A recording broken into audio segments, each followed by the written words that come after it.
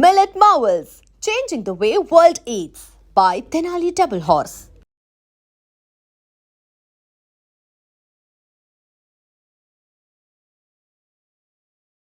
Basically MS గారి comedy timing అందరికీ తెలుసు.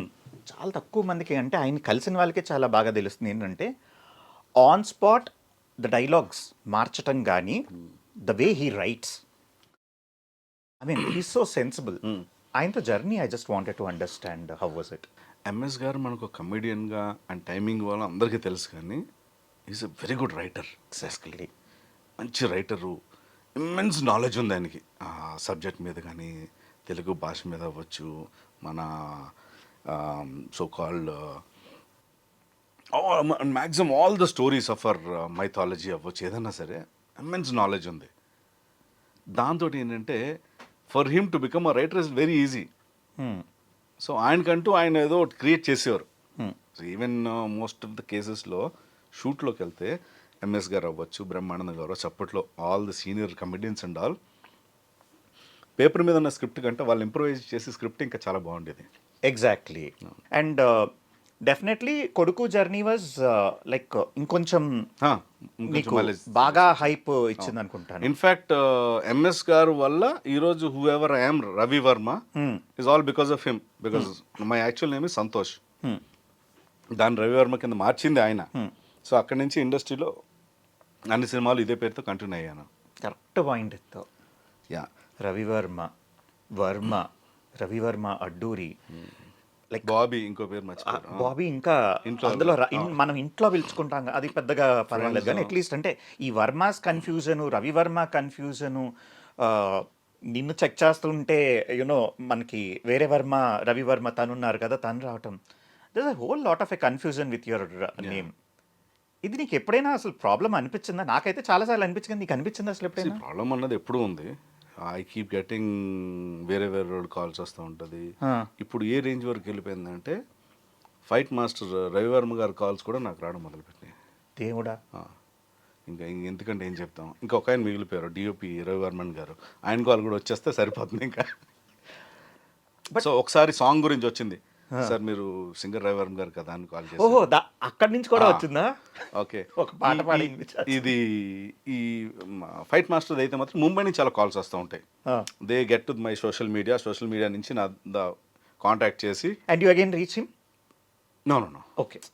సో నేను మళ్ళీ వాళ్ళకి చెప్పడం అనమాట, ఇలాగ రవివర్మ సార్ ఇలా షెడ్యూల్ స్టార్ట్ అయ్యింది, మీరు ఎప్పుడు వస్తున్నారు, మీ ఫ్లైట్ టికెట్స్లో పంపిస్తుందంటే ఒక్క నిమిషం అండి, ఏ షెడ్యూల్ ఏది, you're calling from Mumbai right అంటే ఎస్ అంటే I have no connection with Mumbai so far. So you are talking to the wrong person, I'm not master Ravi Varma garu కాదు నేను, సో అని చెప్పుకునేవాడిని. Okay no sir, because we check with our managers and he gave your number Ravi Varma అనగానే అంటే that's how అండి. అంటే ఇది phone calls వరకే పరిమితమా వర్మ, లేకపోతే ఈవెన్ క్యారెక్టర్స్ కూడా చాలా ఎనీథింగ్? బై మిస్డ్ జర్నీ కొన్ని. ఓకే. అండ్ ఎప్పుడైతే ఎలా ఉంటుందంటే ఒక వ్యక్తిని అనుకున్నప్పుడు తన్ను కాకుండా బై మిస్టేక్ ఇంకోని కమ్యూనికేట్ చేసినప్పుడు వాళ్ళు ఒక షెడ్యూల్ వేసుకుంటారు. షెడ్యూల్ వేసే ముందు ఫైనల్ డేస్కి వచ్చేటప్పటికి then they'll get to know that this is not the guy whom we wanted, so they try to come back to me. అప్పటికి నేను ఆల్రెడీ వేరే ప్రాజెక్ట్లో స్టక్ అయిపోయి, సో వాళ్ళు డేట్లు అడ్జస్ట్ చేయలేకపోయాను. ఓకే. సో మనకు అలాగా 2 ప్రాజెక్టులు జరిగినాయి. సో ఇంకా అది జరుగుతుంది, దట్స్ అ కామన్ ప్రాక్టీస్ అది. And full length lead characters గురించి వస్తే, so lead characters did it ever happen in your life? కొన్ని. And how was it? Initially painful, తర్వాత ఏమనిపించిందంటే ఇంకా if it is return it will come to me, where will it go? Maybe it's not written. I'm still not destined to get that role. Or maybe they are still not lucky to get me into their project. అదేలే. అంటే ఇది కొంచెం బలుపు అనుకోండి, but లేదు, but that's how. Probably Varma ఉంటే మమ్మల్ని over shadow చేస్తాడేమో. అది 100% జరుగుతుంది. అది ఇప్పటికీ జరుగుతుంది చాలా ప్రాజెక్ట్స్ రీసెంట్ డేస్లోనే. అది వాళ్ళు ఇన్సెక్యూరిటీ. బేసికలీ ఎలా ఉంటుందంటే when it comes to the film, ఒక హీరోని చూపిస్తారు, ఆ హీరోయిజం ఎలా తెలుస్తుంది అంటే what I believe the bigger the villain, the bigger the villain, వాడిని కొట్టినాడు ఇంకా బిగ్గర్ అండి. మన పాత వాళ్ళు అదే ఫాలో అయ్యారు. అంటే యాక్చువల్లీ ఫార్మాట్లో, ఏ ఫిల్మ్ ఫార్మాట్లో అదే ఫాలో అవుతుంది. ఎగ్జాక్ట్లీ. కానీ కొంతమంది ఏమిటంటే వాళ్ళకున్న ఇన్సెక్యూరిటీ వీడిని ఎక్కువ చూపించేస్తే వీడిని నన్ను డామినేట్ చేస్తాడు అని చెప్పి సీన్స్ కట్ చేయించినవి ఉన్నాయి, చాలా ఉన్నాయి. అసలు సినిమాలోంచే తీయించేసినవి అవి కూడా ఉన్నాయి 3-4. అవును. ఏంటి ఆఫ్టర్ 2-3 డేస్ షూట్ రీజన్ ఏం చెప్పారు అంటే తను స్క్రీన్ మీద ఉంటే ఇదేదో సీరియల్లా ఉన్నట్టుందండి అంటాడు. ఇన్ఫ్యాక్ట్ ఆ మనిషికి తెలీదు నా డెబ్యూ సినిమాలతో వచ్చాను నేను. Was always in movies. Yes, మధ్యలో వెళ్ళాం టెలివిజన్కి, దానికి no regrets. I'm very happy that I went to good project. ఆ ప్రాజెక్ట్తో ఇంకా మంచి పేరుతోనే బయటకు వచ్చాను. ప్యారలల్లీ సినిమాలు చేసుకుంటూనే ఉన్నాను ఇప్పటికీ. బట్ ఏంటంటే ఆ ఇన్సెక్యూరిటీ తర్వాత ఏంటంటే మనకు డిఓపి ద్వారా లేకపోతే అసలైన విషయం తెలుస్తుంది. ఆ ప్రొడక్షన్ హౌస్ నుంచో, లేదు సార్ ఆయన కొంచెం ఫోర్స్ చేశారు, మీతోటి స్క్రీన్ షేర్ చేయడానికి ఆయన భయపడుతున్నారు, సో కొంచెం డిఫరెంట్ లుక్స్ ఉన్న విలన్ని పెట్టుకుందాం, లేకపోతే కొంచెం ఏజ్డ్ విలన్ని పెట్టుకుందాం. సో సేమ్ ఏజ్ గ్రూప్ అయితే నాకు క్లాష్ అవుతుంది, కొంచెం ఏజ్డ్ పెట్టేయండి, కొంచెం స్క్రీన్ ప్లే మార్చండి అని చెప్పి దగ్గరుండి రాయించుకొని మార్చిన ఇవి ఉన్నాయి. In fact I don't want to take them name and make it so controversy. కానీ ఒకప్పుడు చాలా పెద్ద హీరో అండ్ ఆ మూవీ చాలా బాగా షూటింగ్ దగ్గర నుంచి ప్రతి ఒక్కటి you guys gelled up a lot. I was very happy. Okay, మనవాడు ఒక మంచి టీంలో పడ్డాడు, ఇది చాలా బాగా అవుతుంది అనేసి అని. కట్ చేస్తే you did not tell me and after the movie release that's when you have reveal me the reality. I said what is this, నువ్వు ఎక్కడా అని అంటే అప్పుడు నువ్వు చెప్పావు కి ఇలా దగ్గరుండి కట్ చేయించారని. ఆయన స్టేచర్కి ఆయన చాలా సినిమాలు చేశారు. He was a proven hero. Yes, exactly. In spite of that అసలు నీ క్యారెక్టర్ కట్ చేయటం అంటే చెప్పితే ఇది జనాలు నమ్మరు, టు బి రియలీ ఫ్రాంక్ నమ్మరు. But I travel with you, I know this. చాలాసార్లు నేను అన్నాను this we should talk about it అనేసి. ఎందుకంటే by the time I was in media and all that stuff. You said shut up, you don't make any controversy అన్నారు. Now we're grown enough and we have travelled enough. At least name తీసుకోకుండా మనం definitely మాట్లాడచ్చు. షూటింగ్లోనే నీకు ఎప్పుడైనా అనిపించిందా వాళ్ళ దగ్గర నుంచి, did you get any kind of a vibration that వాళ్ళు అలా చేస్తారు అనేసి? అంటే చేస్తారు అని నాకు ఎప్పుడు అనిపించలేదు. బట్ షూటింగ్ విషయంలో ఏమైందంటే అప్పుడు నేను ఇంకా ఇనిషియల్ డేసే కాబట్టి అంత నా కెమెరా వర్క్ గురించి ఈ టెక్నిక్స్ గురించి తెలీదు. ఎప్పుడైతే నాది లెంతీ డైలాగ్స్ ఉండి ఇంపాక్ట్ఫుల్ డైలాగ్స్ ఉన్నప్పుడు కెమెరాని ఎత్తి మీద పెట్టడం, కెమెరా నా వెనకాల పెట్టి నా ఆపోజిట్ పర్సన్ ఎవరితో అయితే హీరోతో నేను మాట్లాడుతున్నానో వాళ్ళ మీద ఫోకస్ చేయడం, నాకు అనిపించేది అరే ఈ సీన్ అంతటికి ఇంపాక్ట్ఫుల్ డైలాగ్స్ నావి, నేను మాట్లాడుతున్నాను, ఎంతసేపు పైన ఉంటుంది వెనకాల ఉంటుంది తప్ప నా ఫేస్ ఎందుకు రావట్లేదని. అక్కడ వరకు ఓకే.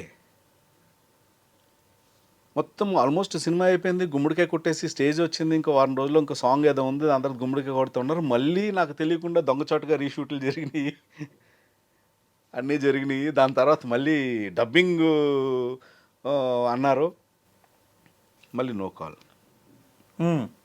ఏమైందో తెలియదు, లాస్ట్ మినిట్లో మళ్ళీ వేరే వ్యక్తిని పెట్టి చేయించడం, నేను చేసింది ఏదో జస్ట్ చిన్న చిన్న ముక్కల కింద చేయడం, నాకు ఒక ఫాదర్ని కొత్తగా క్యారెక్టర్ని క్రియేట్ చేయడం, ఆ ఫాదర్ మీద షిఫ్ట్ అయిపోవడం, ఇలాంటి.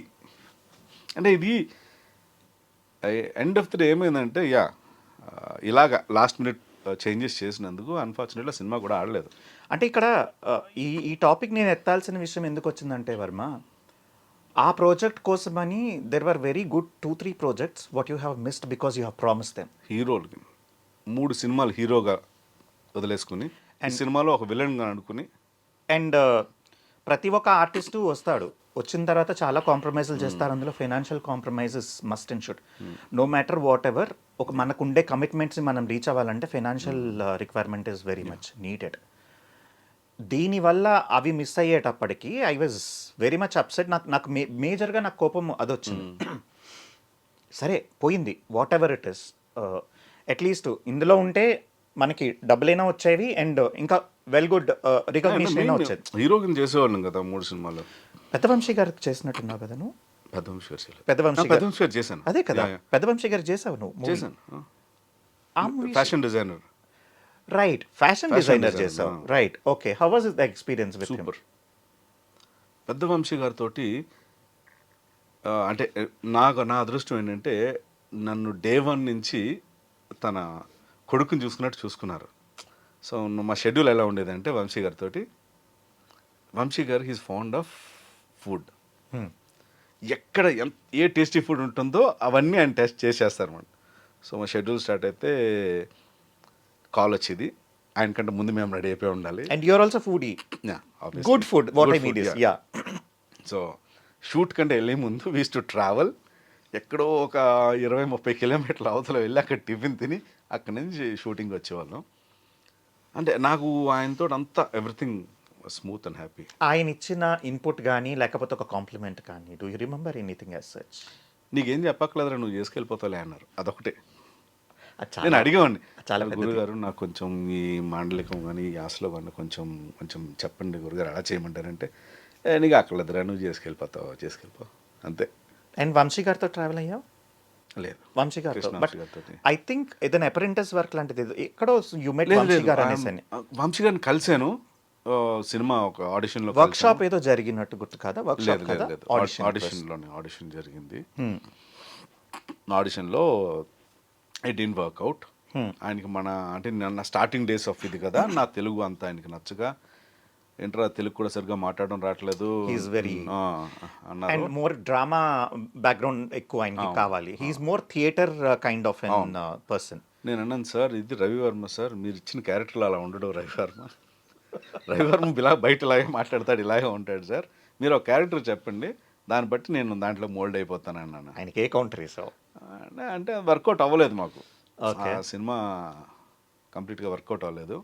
And for more videos, please subscribe to iDream. Please subscribe to iDream. Please subscribe iDream. And please subscribe to iDream. For more videos, subscribe to iDream. please like, share and subscribe to the channel. Congratulations, iDream. Subscribe to iDream. Subscribe to iDream. So subscribe to iDream Media. iDream ki iDream team andarki huge congratulations. Please subscribe iDream Media. Please subscribe to iDream. Subscribe iDream. Please subscribe to iDream. iDream అంటే నా కళల ఛానల్ను subscribe చేసుకున్న నోరు తిరుగుతలేదు, మీరైతే గంట గుర్తు కొట్టండి. For more such videos, please subscribe to iDream. Subscribe to iDream. Please subscribe to iDream. Please subscribe iDream Media. Please do subscribe to iDream. Please subscribe to iDream Media. For best entertainment and information, please subscribe iDream. And don't forget to subscribe to iDream.